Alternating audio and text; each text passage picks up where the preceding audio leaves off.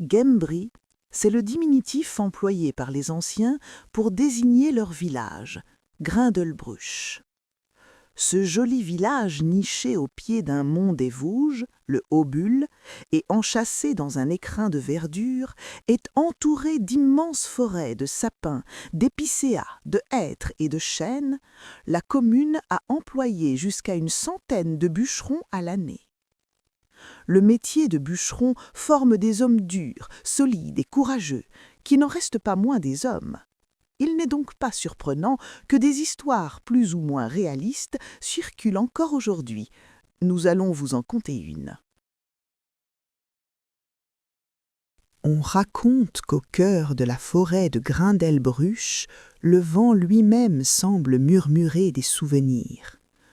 Au lever du jour, la lumière s'étire entre les sapins, comme si elle cherchait encore les traces d'un amour ancien. Un amour né parmi les bûcherons et qui jamais ne s'est éteint. Parmi les hommes du village, Elias était connu pour son cœur tendre et ses rêveries.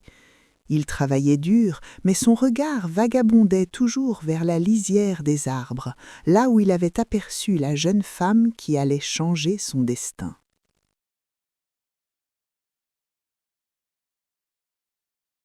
La jeune et belle Liora vivait dans la forêt.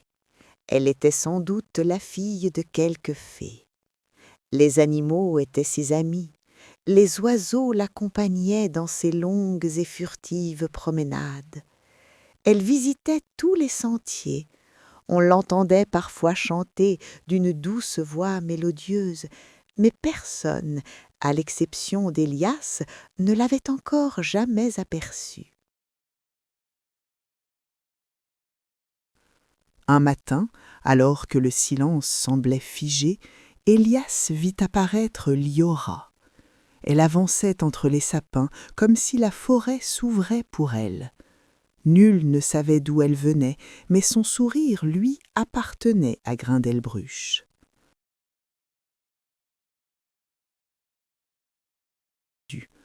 Sans un mot, ils comprirent qu'ils partageaient le même souffle, celui de la forêt, et peut-être quelque chose de plus profond encore.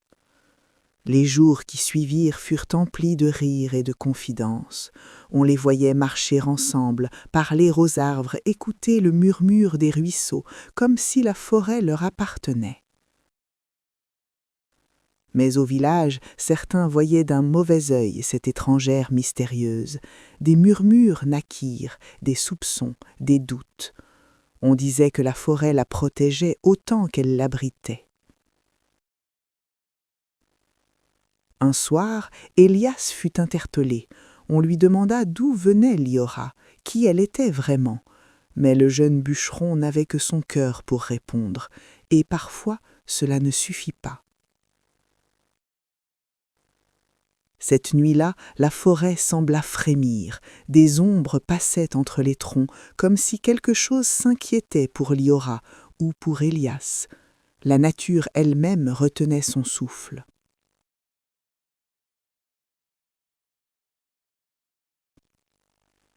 À Elias, Liora avoua enfin ce qu'elle avait eu jusqu'ici. Elle était née dans cette forêt, élevée par ceux qui connaissaient les secrets. Elle ne cherchait ni conflit ni mensonge, seulement un endroit où exister.